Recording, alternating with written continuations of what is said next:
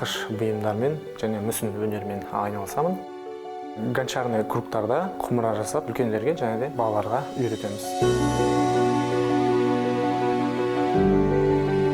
Бұйымдарымыздың барлығы Қазақстанда жасалынады. Бізде шикізаттар да қазақстандық өнім, сонымен қатар біз жеткізу қызметінде қазақстандық Қазпошта қызметін пайдаланамыз. Тарелкалар жібереміз, ыдыстар жібереміз, жаңағы тапсырыс берушінің идеялары болады, соларды салып пакеттерін, қағаздарын береді, соған орап, жақсылап скотчтап, аман есен жетеді десе де болады. Қиындықтар туындап жатса, мобильді телефон нөмірлері арқылы біліп отырсақ та бізге тез жауап беріп, мәселелерімізді тез шешуге көмектеседі. Өнім қымыздан жасаған балмұздақ. Дәміне келетін болсақ, қышқыл, тәтті 5 қалада филиалымыз бар.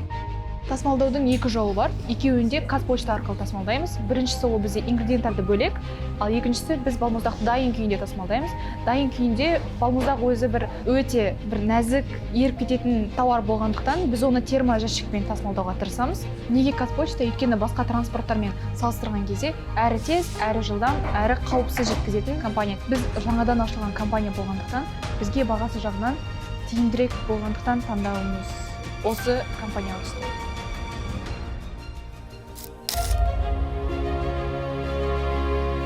Мы швейная фабрика, шьем одежду. 75% это спецодежда. 25% это ритейл, который мы всем рассылаем через Қазпочту. Начиная от Актау, заканчивая Зайсаном.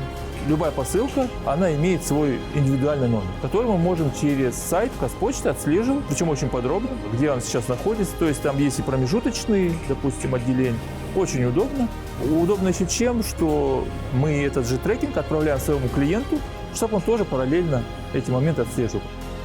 Мы вместе растем. Это такой закон бизнеса. Я один не смогу вырасти без вас, так же, как и вы без меня.